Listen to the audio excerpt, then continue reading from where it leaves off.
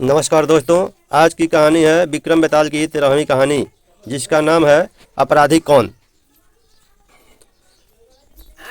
पेड़ पर उल्टे लटके बेताल को एक बार फिर अपने कंधे पर उठाकर राजा विक्रमादित्य ने शमशान की ओर चलना शुरू किया।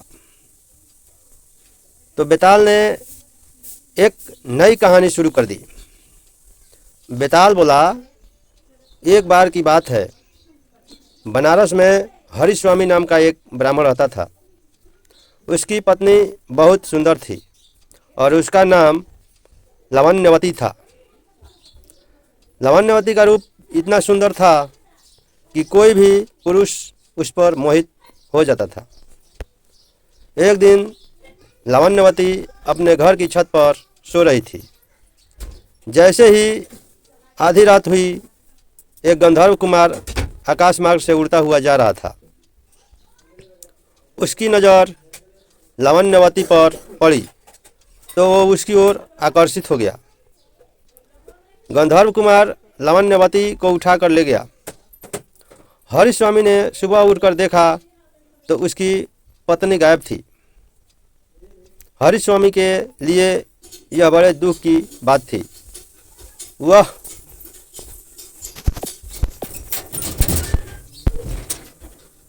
अपनी पत्नी के अपहरण से इतना दुखी हुआ कि उसने आत्महत्या करने की ठान ली। जब लोगों को यह बात पता चली तो उन्होंने हरिस्वामी को समझाया कि उसे तीर्थ यात्रा करनी चाहिए। तीर्थ यात्रा से सारे पाप कट जाएंगे और तुम्हारी पत्नी तुम्हें वापस मिल जाएगी। हरिस्वामी के पास और कोई विकल्प न था, इसलिए वो तीर्थ यात्रा के लिए घर से निकल पड़ा। हरिस्वामी जब एक गांव से गुजर रहा था तो उसे भूख लगी। वह एक ब्राह्मण के घर पहुंचा। ब्राह्मण की पत्नी ने हरिस्वामी को खीर खाने को दी। हरिस्वामी उस खीर को लेकर एक तालाब के किनारे पहुंचा ताकि वो मुंह हाथ धोकर खीर खा सके और प्यास लगने पर उसे पानी भी मिल जाए। खीर का कटोरा एक पेड़ के नीचे रखकर हरिस्वामी हाथ पैर धोने लगा। तभी उस पेड़ पर एक बाज आकर बैठ गया। बाज के मुंह में सांप था और वो उसे खा रहा था। सांप का जहर हरिस्वामी की खीर में टपक गया। भूखा हरिस्वामी जल्दी जल्दी उस खीर को खा गया। उसे ये पता ही नहीं चला कि खीर में जहर है।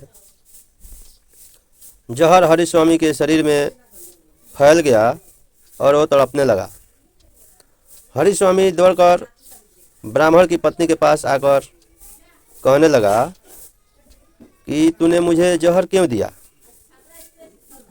और इतना कहकर वो मर गया। ब्राह्मण ने जब यह देखा तो उसने अपनी पत्नी की एक बात भी नहीं सुनी और उस पर ब्राह्मण हत्या का दोष लगाकर अपने घर से निकाल दिया। इतनी कहानी सुनाकर बेताल ने राजा विक्रमादित्य से पूछा, राजन, बताओ कि इस कहानी में अपराधी कौन है, सांप, बाज या ब्राह्मण की पत्नी। राजा ने उत्तर दिया, इस कहानी में इन तीनों में से कोई अपराधी नहीं है, क्योंकि सांप अपने शत्रु यानी बाज के वश में था। वह कुछ कर ही नहीं सकता था। बाज ने जानबूझकर खीर में जहर नहीं मिलाया, बल्कि वो तो शांतिपूर्वक अपना खाना खा रहा था। ब्राह्मण की पत्नी ने अतिथि का सत्कार किया था, उसे भोजन दिया था। जो इन तीनों को दोषी कहेगा वो खुद दोषी माना जाएगा।